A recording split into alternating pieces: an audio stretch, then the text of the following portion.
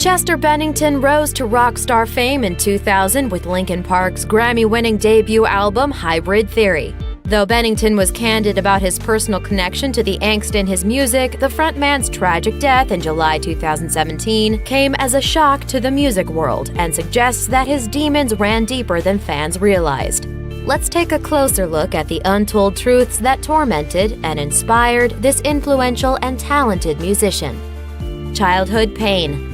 In a 2008 interview with Krang, Bennington opened up about his personal life, revealing how early abuse and his parents' divorce deeply affected his childhood. "I was getting beaten up and being forced to do things I didn't want to do. It destroyed my self-confidence. Like most people, I was too afraid to say anything." Bennington eventually found an outlet through his first band, Grey Days, marking the beginning of a music career that went on to inspire millions. Unfortunately, it wasn't a completely smooth start, and he looked for an escape in drugs, reaching the point where he was abusing meth, opium, and LSD before he'd even hit age 17. In a 2011 interview with The Guardian, he said, "I remember that stuff happening to me at that stage, and even thinking about it now makes me want to cry." Rock bottom to rock legend. At the age of 23, Chester Bennington moved to Los Angeles and joined an unknown band that called themselves Zero. Warner Brothers passed the group over 3 times before reluctantly signing it in 1999, and the band changed their name to Linkin Park. At the time, Bennington was essentially homeless and living out of his car. He told Rolling Stone, "It wouldn't go over 35 miles an hour. 2 lights were burned out. I had no money to replace them." Despite being a late addition to the tight-knit band, Bennington's dedication motivated the group. Guitarist Brad Delson told Rolling Stone, "We each made our own sacrifices, but Chester's was unique. Because he had so much to risk, he was extremely motivated. He would actually tell us, 'Guys, I don't think we're working hard enough.'" The band's efforts eventually paid off. Linkin Park's debut, Hybrid Theory, became the best-selling album of 2001. Early success. Despite their success, Bennington still felt isolated from the rest of Linkin Park and soon spiraled into addiction. His drug use got so bad that Bennington's bandmates finally staged an intervention. Bennington opened up to Team Rock about those dark times, saying, "I had no idea that I had been such a nightmare. I knew that I had a drinking problem, a drug problem, and that parts of my personal life were crazy, but I didn't realize how much that was affecting the people around me until I got a good dose of, here's what you're really like. It was a shock. They said that I was 2 people, Chester and then that f***ing guy. I didn't want to be that guy."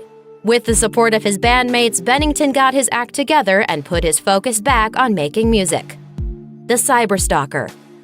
With new fame came new fans, and with new fans came a whole new world of crazy. In 2006, a cyberstalker began terrorizing Bennington and his second wife, Talinda.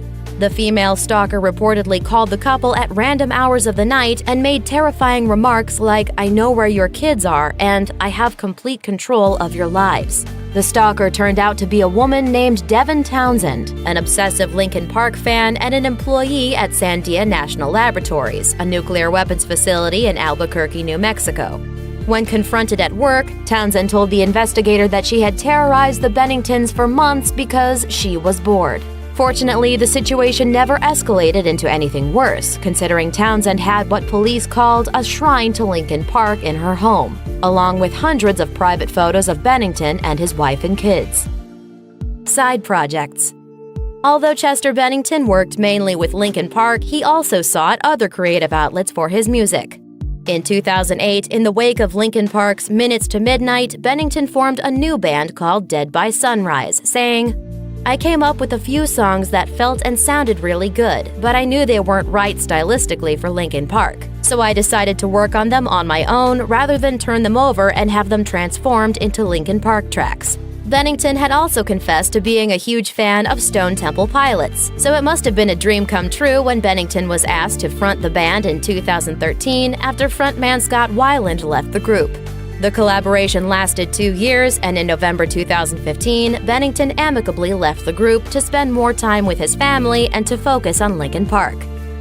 Open to collaborations. Thanks in part to superstar producer Rick Rubin, Linkin Park moved past their early nu metal rap rock sound, and Bennington in particular seemed motivated to not be tied down by a genre. He told Rock Sound, It doesn't matter what style we write in, as long as it comes from a pure place and it's something that we pour our hearts and souls into, we can deal with what happens from that point forward. Mike Shinoda was giving me litmus tests like, hey, what would you say if I said, let's do a collaboration with Katy Perry or Kelly Clarkson? And I was like, yeah, I actually really like pop music. It was just a test to see if I'd go, absolutely not, that makes me want to puke, or if I'd be open to the idea, and I'm pretty much open to anything. Okay, maybe the world wasn't ready for a Katy Perry-Linkin Park mashup, but those words definitely ring true, considering Linkin Park's past collaborations with artists like Jay-Z and Busta Rhymes, not to mention their surprisingly emotional cover of Adele's Rolling in the Deep. Take me back in time and reach just what you saw. Charity work. While Linkin Park's lyrics often focus on the darker side of life, in real life, the band always put an emphasis on improving life for others through charity work. Possibly stemming from his own battles with addiction, Chester Bennington passionately worked to help recovering addicts through the Music Cares MAP Fund. He told Loudwire, "Music Cares MAP Fund is an amazing program that takes care of their own and actually saves lives. It's been so rewarding to support them and see firsthand what they've accomplished for so many artists." Given Bennington's troubled past with addiction, his contributions to combat substance abuse are particularly inspiring.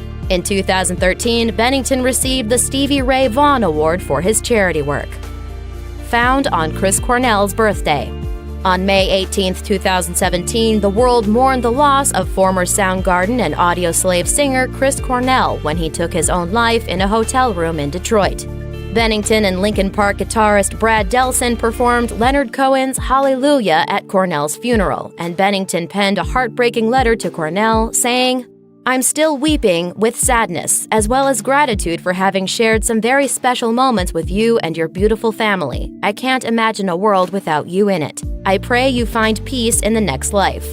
Bennington was clearly deeply affected by the suicide of his close friend and fellow musician, and the world found a new reason to mourn soon after. On July 20, 2017, which would have been Cornell's 53rd birthday, TMZ reported that Bennington had taken his own life in his Los Angeles home at the age of 41. Not forgotten. Reactions from fans and fellow musicians came pouring in following the news of Chester Bennington's death. Even filmmaker Joss Whedon paid tribute, tweeting, "1,000 suns got me through a horribly dark time. I'm indebted. Thank you and rest in peace, Chester Bennington. Wish you were here."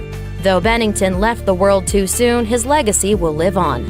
Over nearly 2 decades of music, he gave the world something that can never be taken away: the pieces of himself he poured into his music.